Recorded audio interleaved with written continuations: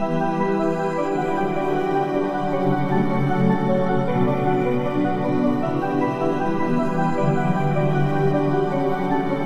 my dear student, today in this video I am going to discuss about the class 10 social science, the history chapter 1 partition of Bengal and Swadeshi movement, and this one part 3, and today's topic is Swadeshi movement 1905 up to 1911 AD.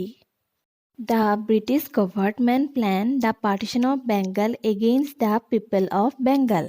মানে বংগবাসীৰ বিপৰীতে British গভৰ্ণমেণ্টে partition of বেংগলৰ যিটো plan সেইটো হাতত লৈছিল। The leaders like Surendranath Banerjee, Bipin Chandra Pal, Aurobindo Ghosh, Rabindranath Tagore, Rashbehari Bose etc. understood the conspiracy of the British government and they were able to create awareness among the people. মানে সুৰেন্দ্ৰনাথ বেনাৰ্জী, বিপিন চন্দ্ৰ পল, অৰবিন্দ ঘোষ, ৰবীন্দ্ৰনাথ টেগোৰ, ৰাসবিহাৰী বোস আদি নায়কসকলে বা লিডাৰ্ছসকলে পাৰ্টিশ্যন অফ বেংগলৰ যি চক্ৰান্ত বা ষড়যন্ত্ৰ আছিল ব্ৰিটিছ গভৰ্ণমেণ্টৰ, সেই কথা তেওঁলোকে বুজি পাইছিল আৰু সেই কথা জনগণৰ মাজত প্ৰচাৰ চলাই সেই পাৰ্টিশ্যন অফ বেংগলৰ বিৰুদ্ধে এক জনজাগৰণ বা এৱাৰনেছ গঢ়ি তুলিবলৈ সক্ষম হৈছিল। Means some leaders understood about the conspiracy of the British government on the partition of Bengal. So they were able to create awareness among the people against this conspiracy. They launched anti-partition propaganda among the people through various meetings and writings. মানে writings আৰু মিটিংছৰ যোগেদি জনতা বা পিপলৰ মাজত partition of বেংগলৰ বিৰুদ্ধে প্ৰচাৰ চলাইছিল। Means with the help of various meetings and writings, the leaders launched anti-partition propaganda among the people. At first, they started signature collecting campaign. The protest paper signed by 70,000 Indians was submitted to the Secretary of State for India.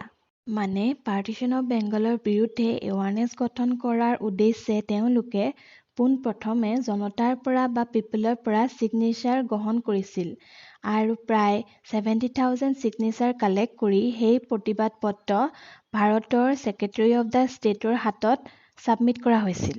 Means to create strong public opinion against the partition of Bengal, the leaders they started collecting some signature from the Indians and they collected 70,000 signatures.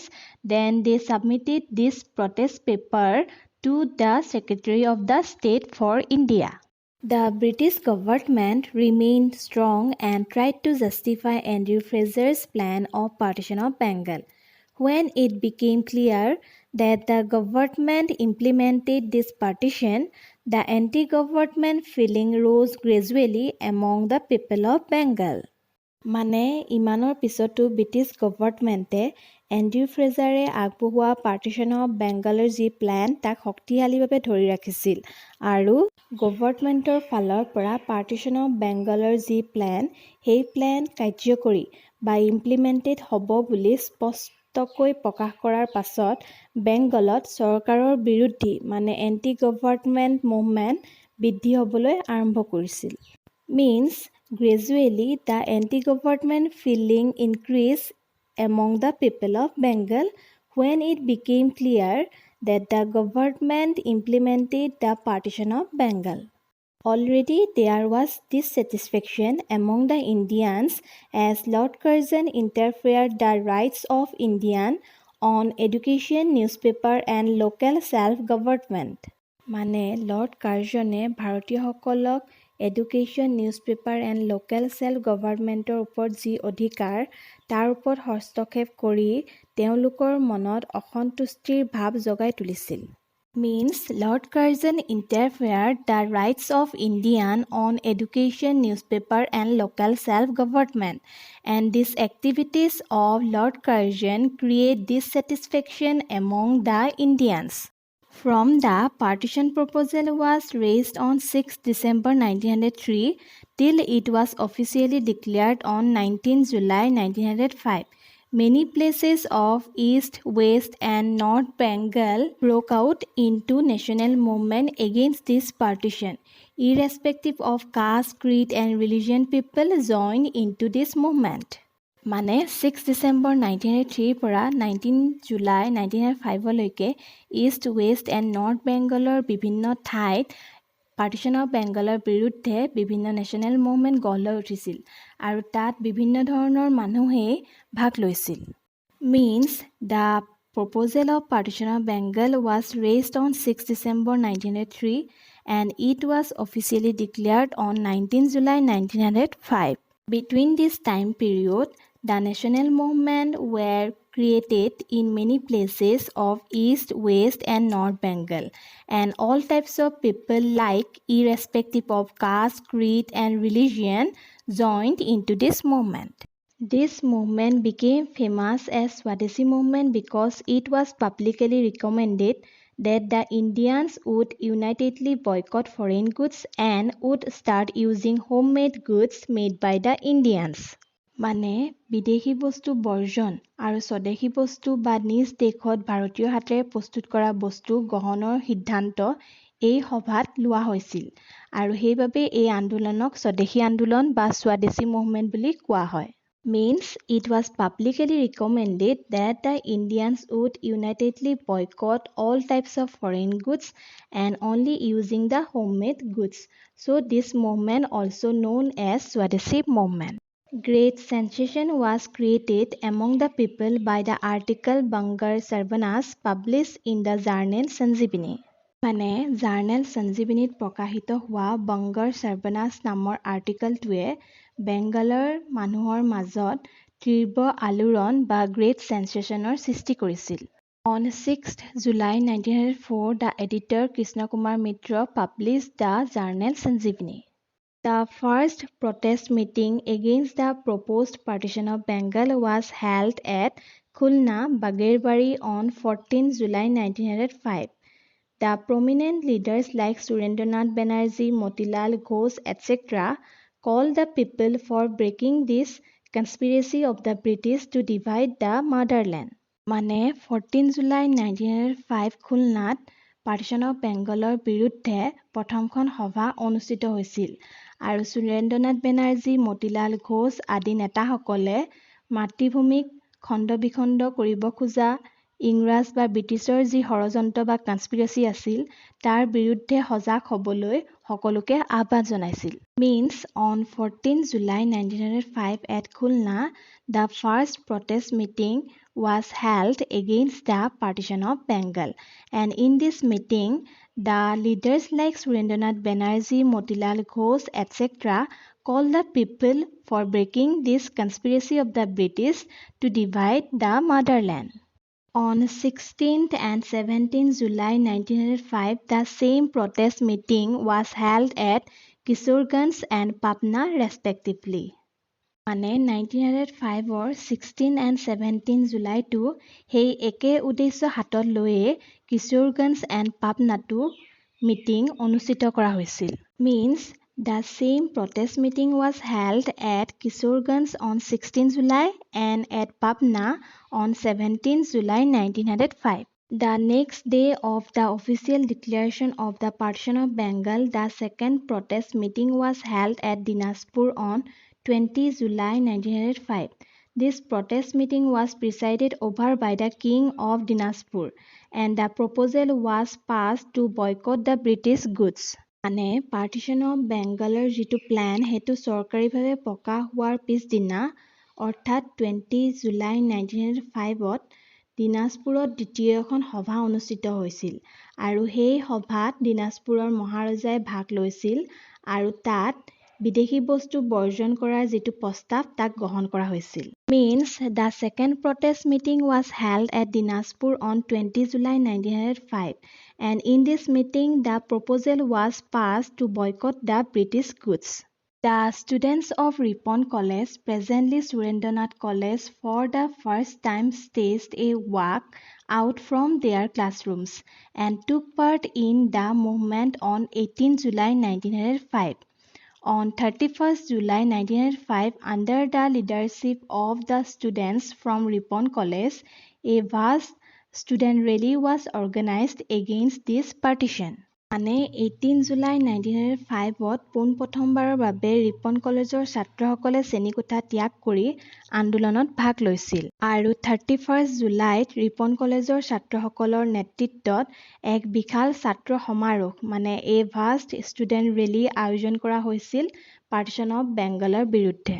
Means on 18 July 1905, for the first time, the students of Ripon College staged a walk out from their classrooms and took part in the movement. And on 31st July, they organized a vast student rally against this partition of Bengal.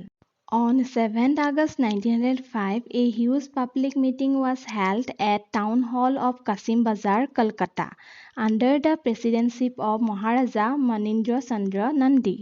মানে 7 আগষ্ট তাৰিখে মহাৰাজা মনীন্দ্ৰ চন্দ্ৰ নন্দীৰ সহায়ত কলিকতাৰ কাছিম বজাৰৰ town হলত এখন বিশাল জনসভা অনুষ্ঠিত হয়।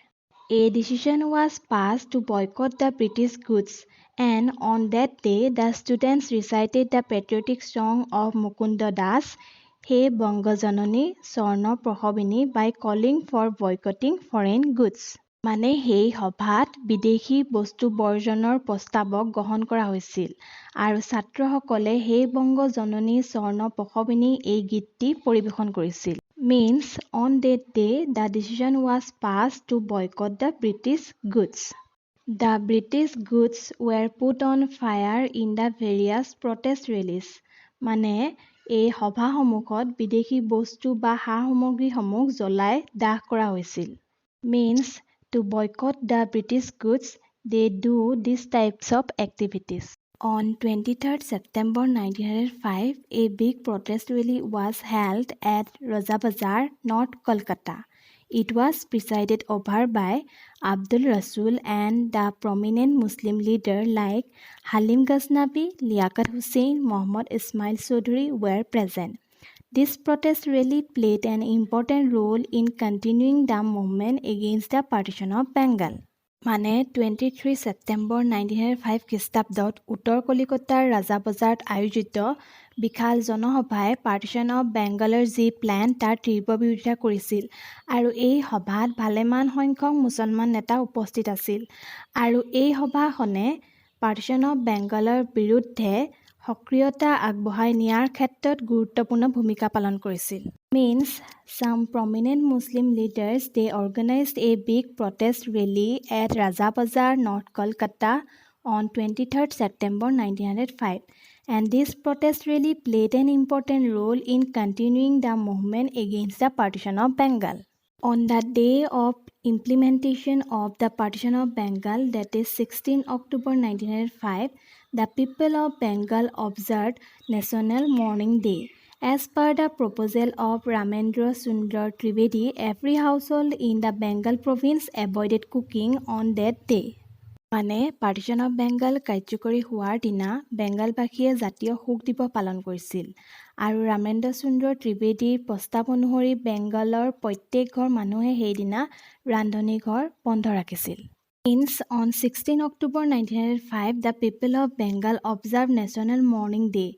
As per the proposal of Ramendra Sundar Trivedi, every household in the Bengal province avoided cooking on the day of implementation of the partition of Bengal. The Bengali people of Kolkata observed Rakhi Bandhan on that day. মানে সেই দিনাখন কলিকতাৰ বঙালী জাতিৰ জনতাই ৰাখি বন্ধন পালন কৰিছিল। People sang Tagore's Rakhi song and they tied Rakhi at the hands of the pedestrians. তেওঁলোকে ৰবীন্দ্ৰনাথ ঠাকুৰৰ দ্বাৰা ৰচিত ৰাখি সংগীত গাইছিল আৰু পথচাৰীৰ হাতত ৰাখি পিন্ধাইছিল। Under the leadership of Rabindranath Tagore, thousands of people gathered at masjids at Kalutola and Sitpur and tied rakhis to the Maulvis and other Muslims. মানে ৰবীন্দ্ৰনাথ টেগৰৰ নেতৃত্বত হাজাৰ হাজাৰ জনতাই কালুতলা আৰু চিতপুৰৰ মছজিদত উপস্থিত হৈ তাৰ মৌলবী আৰু অন্যান্য মুছলমান লোকসকলক ৰাখি বন্ধন কৰিছিল। From that day, it was decided that protest meeting would be organized in every district of Bengal and boycotting of the foreign goods would be done strictly. মানে বেংগলৰ প্ৰত্যেক জিলাত প্ৰতিবাদী সভা অনুষ্ঠিত কৰি সেইদিনাৰ পৰাই স্বদেশী বস্তু ব্যৱহাৰ আৰু বিদেশী বস্তু বৰ্জন কৰাৰ যি প্ৰস্তাৱ তাক পালন কৰাৰ সিদ্ধান্ত গ্ৰহণ কৰা হৈছিল। Means with the help of these above activities, the people of Bengal, they started so many protest meetings in different places of Bengal, and in these protest meetings they were strictly decided only use the homemade things or the indigenous things and totally boycott the foreign things. Ananda Mohan Bose laid the foundation stone of Federal Hall as symbol of unity and heritage of Bengal, and he addressed a big public rally and called the people for joining the movement against the partition of Bengal. মানে আনন্দ মোহন বসুৱে বংগভূমিৰ ঐক্যতা আৰু ঐতিহ্যৰ প্ৰতীক হিচাপে federal হলৰ আধাৰশিলা স্থাপন কৰিছিল আৰু সকলো জনতাকে পাৰ্টিশ্যন অফ বেংগলৰ বিৰুদ্ধে যি আন্দোলন তাত আগভাগ ল'বৰ বাবে আহ্বান জনাইছিল। Means as a symbol of unity and heritage of Bengal, Ananda Mohan Bose laid the foundation stone of Federal Hall, and he also addressed a big public rally against the partition of Bengal. At the beginning, the Swadesh movement was confined to the boycotting of foreign goods and using indigenous goods. However, it was an economic pressure on the British. মানে আৰম্ভণিতে স্বদেশী আন্দোলনটো বিদেশী বস্তু বৰ্জন আৰু স্বদেশী বস্তু গ্ৰহণৰ মাজতে সীমাবদ্ধ আছিল, কিন্তু পাছত ইয়াক ব্ৰিটিছ শক্তিক অৰ্থনৈতিক দিশত হেঁচা দিয়াৰ ক্ষেত্ৰতো ব্যৱহাৰ কৰা হয়। Means Swadeshi movement also used as an economic pressure on the British. The intensity of the movement gradually increased, and so the amount of boycotting foreign goods also became higher. People started avoiding British administration, government, educational institutions, courts, etc. apart from foreign goods. মানে মুভমেণ্টবিলাকৰ পৰিধি ব্যাপক হোৱাৰ লগে লগে বৰ্জন কৰাৰ পৰিসৰো বৃদ্ধি পাইছিল আৰু কেৱল বিদেশী বস্তুৰ মাজতে সীমাবদ্ধ নাথাকি ব্ৰিটিছ প্ৰশাসন, চৰকাৰী শিক্ষানুষ্ঠান, কোৰ্টছ আদিকো আন্দোলনকাৰীয়ে বৰ্জন কৰিবলৈ সিদ্ধান্ত গ্ৰহণ কৰিছিল। Means when the intensity of the movement gradually increased, then people also started avoiding British administration, government, educational institution, courts, etc.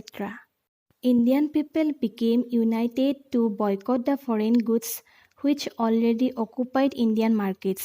People developed a tendency not to pay their taxes, government loans, etc., thinking the British government a foreign agency only. মানে ইতিমধ্যে ভাৰতীয় বজাৰ দখল কৰি থকা বিদেশী সামগ্ৰী পৰিহাৰ কৰাৰ প্ৰৱণতা মানুহৰ মনত গঢ় লৈ উঠিছিল। লগতে চৰকাৰক বিদেশী বুলি গণ্য কৰি চৰকাৰী যি টেক্স বা লোনছ আছে সেইবিলাককো পৰিশোধ নকৰাৰ মানসিকতা মানুহৰ মনত গঢ় লৈ উঠিছিল। Means the Indian people also decided not to pay their tax and government loans. The people of Maharashtra, South India, Northeast India supported this movement, and it turned into an all-Indian movement.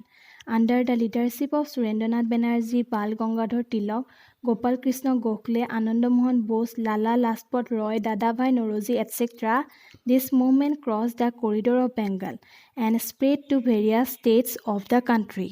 মানে Maharashtra, south India, north east India আদি সকলো ঠাইৰ মানুহে এই আন্দোলনটো সমৰ্থন কৰিছিল আৰু সুৰেন্দ্ৰনাথ বেনাৰ্জী, বাল গংগাধৰ তিলক আদি নেতাসকলৰ যোগেদি স্বদেশী আন্দোলনটো অকল বেংগলতে সীমাবদ্ধ নাথাকি ভাৰতবৰ্ষৰ বিভিন্ন ঠাইলৈ প্ৰসাৰিত হৈছিল।